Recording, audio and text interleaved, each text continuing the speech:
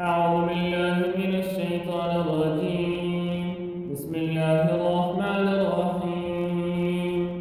يا بني إسرائيل اذكروا نعمتي التي أنعمت عليكم وأني فضلتكم على العالمين. واتقوا يوما لا تجزي نفس عن نفس شيئا ولا يقبل منها عدل ولا تنفعها شفاعة ولا هم ينصرون.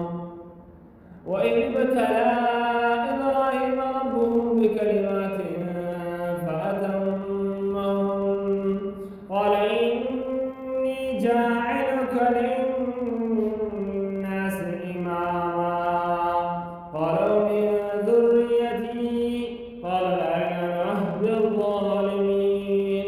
وإذ جعلنا البيت مثابة للناس وأمنا واتخذوا من مقام إبراهيم مصلى وعهدنا إلى إبراهيم وإسماعيل أن طهرا بيتي للطائفين والعاكفين والركع السجود.